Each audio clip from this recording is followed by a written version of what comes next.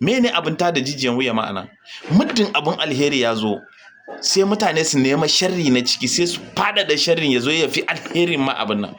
Duk wanda ya fara raising magana akan wannan abun ba shi kanshi ya riga ya san cewa wannan mutumin bai da laifi. Duk laifin da za ku bayar ma paston cocin da ushers na coci ɗin, musamman ushers kafin ya shiga cocin ma, kafin ya shiga cikin cocin ma sai ya passing through ushers tukuna, musamman ushers ɗin. Irin wayannan tsararruka ku za ku gaya ma bako. An ce rashin sani bako ya sha ruwan wanka ɗin, wannan ɗin shine ai. Ta yaya shi zai sani?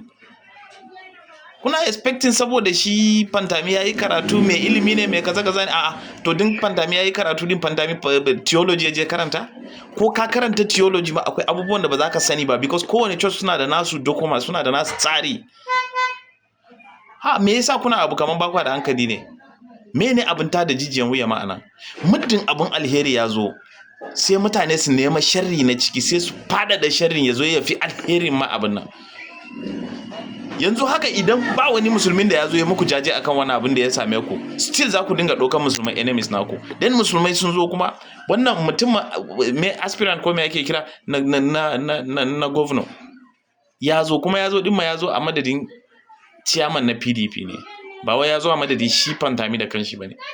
Ya zo ne a madadin chairman na PDP a matsayin ya zo representing na shi ne ya kawo musu wannan jajen. Still sai kuka kawo matsala kuma a ciki.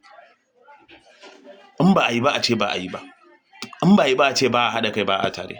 An zo an yi kuma ya shiga church da hula ya hau altar. Kaji wani yi maganan abin nan fa.